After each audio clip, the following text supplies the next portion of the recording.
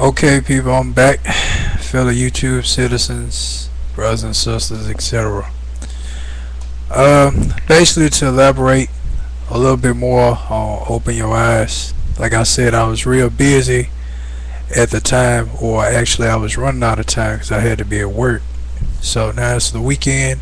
Got a little more time to kind of browse through people video responses and read text comments and respond back to things that have been typed to me, etc. So, but anywho, open your mind a little bit more is to kind of branch out part two on open your eyes as far as leaving off on how the government capitalizes off loans. Now, student loans is what I forgot to add, and it's a little bit more explaining the pathway to the concentration camps, how they trying to lock us in. Okay, now student loans, also the government gets a percentage off student loans and to create debt. Now look at this right here. How come that I'm not trying to get the government any ideas, but why do they charge us or charge people to go to college, but they don't charge people to go to elementary or children elementary school or high school? You may say, well, that's taxpayer money. The taxpayers cover the expenses of books, etc. in middle schools and high school.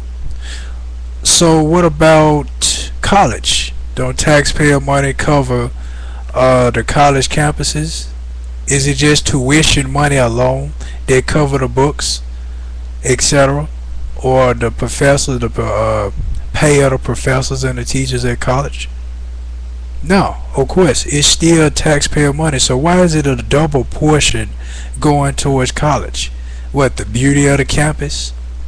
You see, it's a double portion going towards college because the setup is they set up a lot of jobs for you to have college degrees. Now, of course, in some, brain surgeon, etc., you gotta have some type of degree. Of course, they want you to be educated. They don't want any and everybody coming up trying to in a field where it requires high intelligence, where a person is rarely or lowly educated in a specific field. So of course any and everybody can't be a brain surgeon, a doctor, etc. But of course they created a whole lot of jobs where in order for you to get this job you gotta have some type of college degree.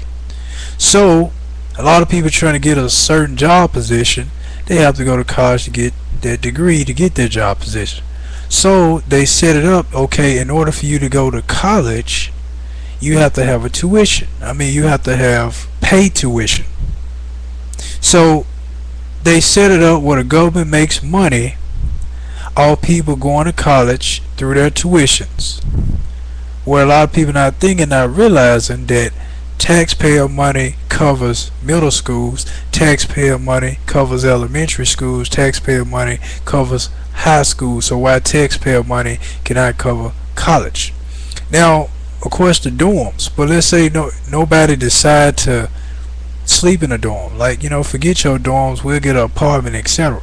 But see, they got the dorms to make money. Once more, there's more revenue for the government to collect. The tuition to pay for the dorms, the books, etc. But so that means that colleges should need taxpayer money, right? The taxpayer money to keep up campuses should be exempt. Why do you need tuition and taxpayer money? Just more money in the pocket of the congressman, or more money going towards the government. All this revenue that's created. So I just wanted to explain there. So that's also how the government is collecting revenue, is by student loans and tuitions, when taxpayer money covers the other schools I just mentioned, elementary, middle, and high school. Okay, now explain the pathway to the concentration camps. Now, of course, like I said, you got all these job losses. So let me start from where I left off, leading up to it. Now, we all decided to keep our money in our pockets. Like I said, not trusting the banks anymore. No more loans, etc. Of course, taxes are going to go sky high. Now, some people, like I said, because of job loss, is already struggling to try to survive. Now, not only do you have a lot of job losses and a lot of people struggling, but now you got high taxes, which make it almost impossible to live or survive in this country, because you got losses of jobs and high taxes. So therefore, that's what's going to cause a lot of people to want to migrate out of this country and say, hey, America is not so great anymore. America is no longer the land of opportunity. So let me find opportunity elsewhere. And that's when they're going to bring up the denying of passports, which, like I mentioned, child support, or back child support, back taxes, felonies. Got a whole lot of felons. And there's one more thing I forgot to mention, is if you a terror suspect, because you know they got that list where a lot of people's going to the airport and they trying to travel out of town, and they on a list of being a possible terror suspect. So they gonna try to increase that list. I remember they showing on the news that a 12-year-old boy was a terror suspect. I believe they just randomly picking names and randomly checking people's backgrounds to see if they possibly have any tie-ins with the people in the Middle East or any other Arabs or whomever who trying to, or who a possible threat against this country. So it wouldn't surprise me if my name was on the list or one of your names on the list. Don't be surprised if you go to the airport and they say, oh, you're on the list, you're a possible terrorist. And they're going to try to increase that list to try to lock us in. So that's why I'm trying to explain the lockdown, because I know a lot of you probably been watching about FEMA concentration camps. Like, what does it got to do with America? How does that tie in to us trying to put us in those concentration camps?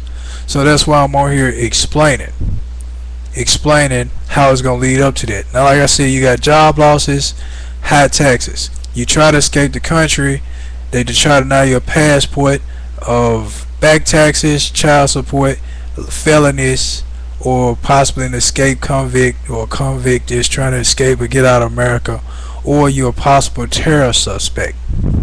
So you on that list at the airport, possibly being a terror suspect, so they try to deny your passport.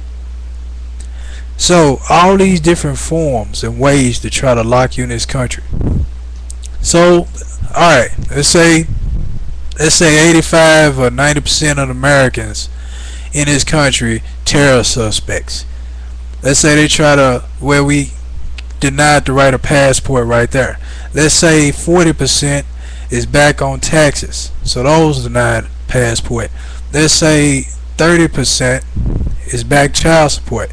As far as males, those denied the passport. So we locked in this country, denied a passport to get out here, high taxes, job losses, struggling to try to survive. So we trying to find a better opportunity or a better way.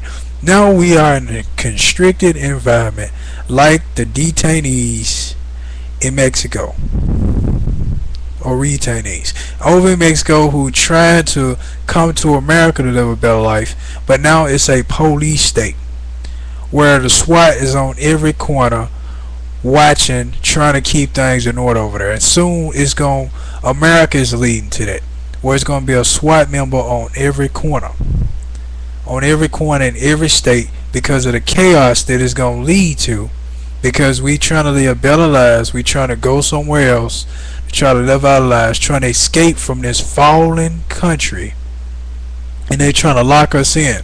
So what that is going to cause is that it's going to cause riots. It's going to cause riots all over this country. People are going to get ticked. People are going to get fed up. That means the crime rate is going to increase.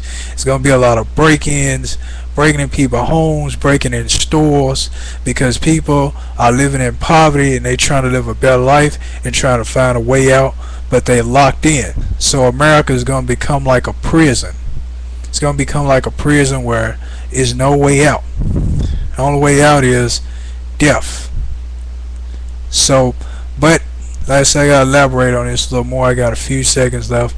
So I guess part 2.